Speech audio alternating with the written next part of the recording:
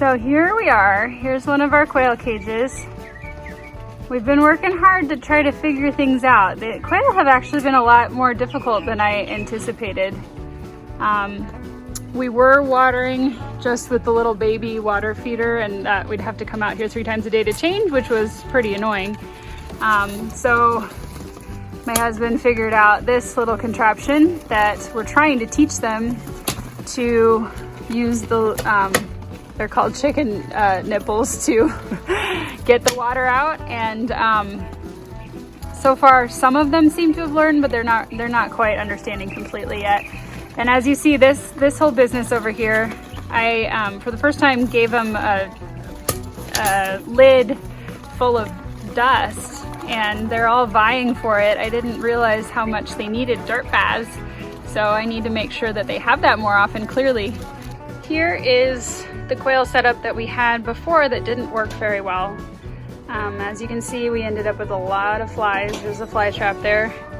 And there just wasn't enough airflow. It was getting really stinky over here.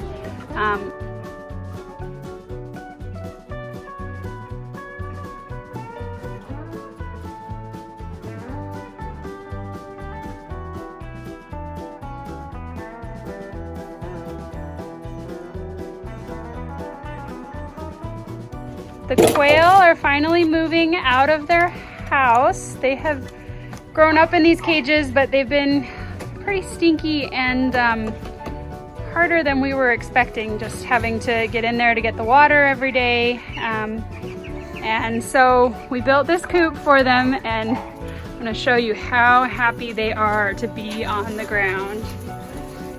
Every single one of them. They just didn't really like being on the floor of the cage, which makes total sense. They're ground birds. So I think everybody's life is going to be much better now. So they can take care of working the poop into the soil, and we'll just have to put down new peat moss every couple weeks, and it's going to work a lot better. I think they were getting kind of stinky, like I was saying, over by the side of the house where there wasn't much ventilation. So here we go. Those that listen to the happy quail sounds.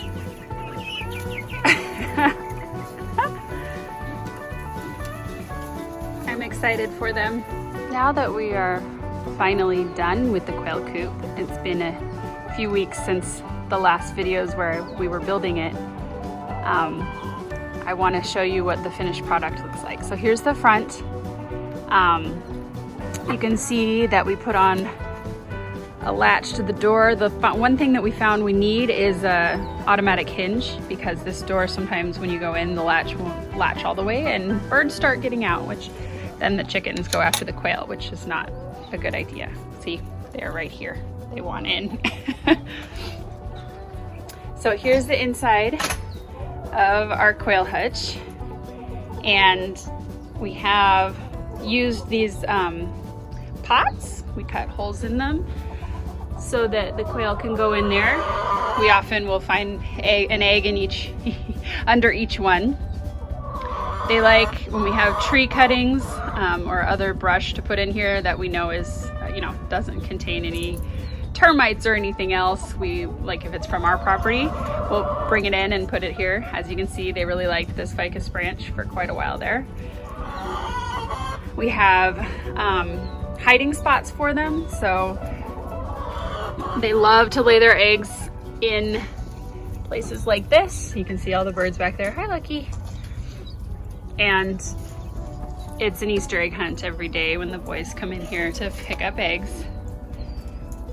Here is our food bucket, which you can see they still spill out of it, but it is a PVC pipe that has some holes cut out of the bottom so that you can pour the food in here, and then it will slowly drain out into here where the birds can get it. Now that they're on the ground, they make such less mess, and they still use a lot of food because there are a lot of birds, but there is much less waste than there was when they couldn't get the food that spilled on the ground. And let me show you the water. There's a couple more hiding back there. The water setup that actually works, we use the 5-gallon bucket again, which is great because we only have to fill it every couple days. And there's a little stand for them to get up to it. But these cups, the yellow ones you have to actually push on. Some of the birds get it, some don't. The white one was more expensive, but it is a floater, so it will automatically fill. So even if the bird doesn't know how to push the thing, at least we have one where they can always go to get it. So that one is always full, the other one's kind of empty and full depending. But this works really well. We haven't had any issues with it yet. Aside from maybe a little bit of leaking, but you know, caulk around there fixed that. And then we just have to take it off and fill it once in a while.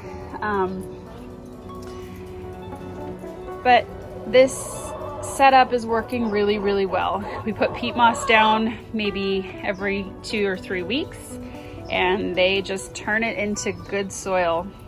These are little dirt birds, and they love being on the ground. We actually took, in another video, we're gonna talk a little bit about having to butcher the males because there were too many of them and the females were starting to get overbred. And when we took them to a guy who has his own little quail farm and he was gonna teach Matt how to do it, he looked at the birds that we had and he said, man, these are healthy, these are healthy birds. There's so much fat on here. What are you guys doing? He was surprised to hear that we were, he was surprised to see that it was that big of a difference just having the birds on the ground, but it makes sense. This is how they were designed to live, and you can tell they're happy here. So that's what we want. We want happy birds. Huh, guys? All right.